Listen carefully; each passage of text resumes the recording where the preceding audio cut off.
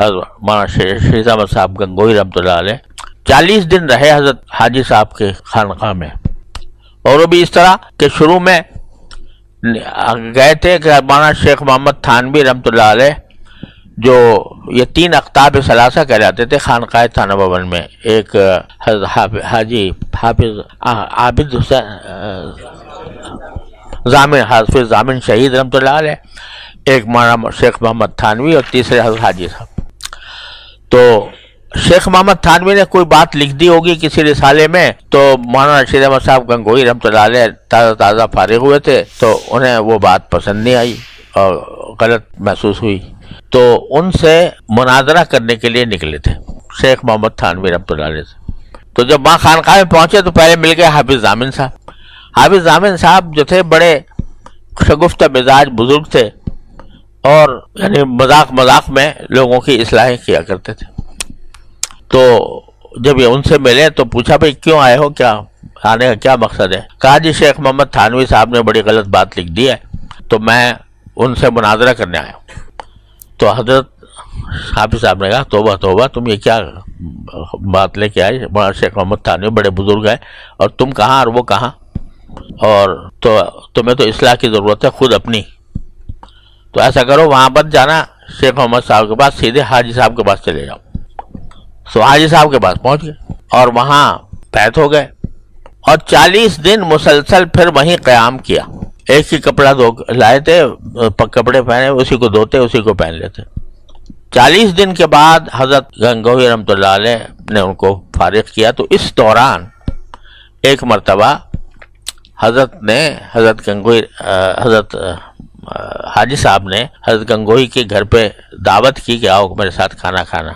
تو اپنے جو سامنے دسترخوان پر اپنے تو رکھ لیے کوفتے، اور ان کے سامنے رکھ دی دال کھانے کے لیے۔ تو اتنے میں آگے حافظ ضامن صاحب، وہ ویسے ہی بڑے یعنی دل لگی کرنے والے آدمی تھے۔ انہوں نے کہا مولانا یہ کیا آپ کر رہے ہیں، یہ خود تو کھا رہے ہیں کوفتے، اپنے مرید کو کھلا رہے ہیں دال۔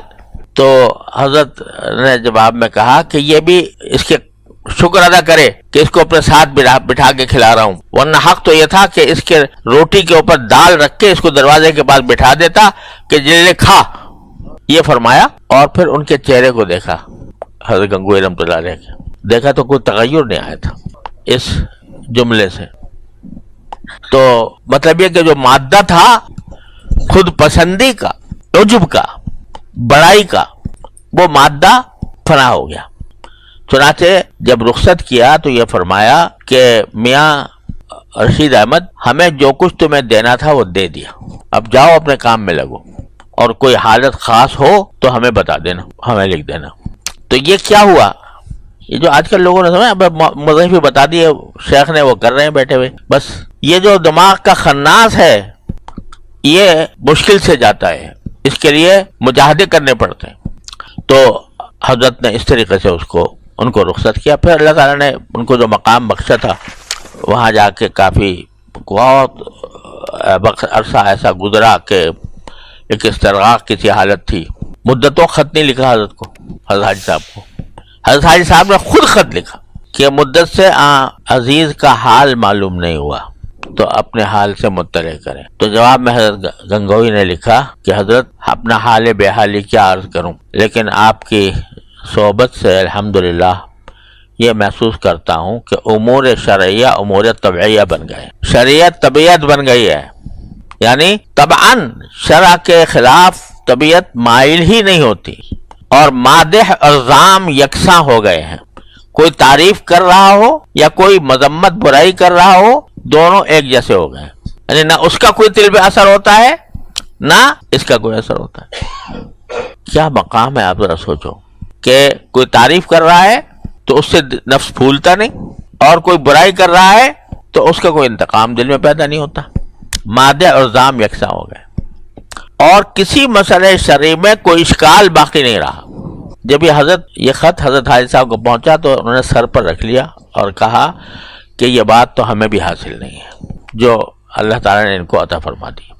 تو مجاہدوں سے ہوتا ہے، یہ جو غصہ ہے یہ آسانی سے نہیں جاتا، مجاہدہ کرنا پڑتا۔ اور مجاہدہ پہلے تو صوفیاء کرام کرایا کرتے تھے کہ ان کے پاس مدتوں رہے، آدمی رگڑے کھائے، ڈانٹ ڈپٹ سنے تو اس کے بعد دماغ سے یہ خناس نکلتا تھا. لیکن اب نہ وہ ہمتیں رہیں، نہ وہ وقت رہے کہ آدمی کسی کے پاس جا کر اپنے آپ کو پامال کرے. قال را بگزار صاحب حال شو، پیش مرد کامل پامال شو. مانا فرماتے کہ قال جو ہے نا، باتیں، صرف باتیں کرنے والا نہ بنو، صاحب حال بنو.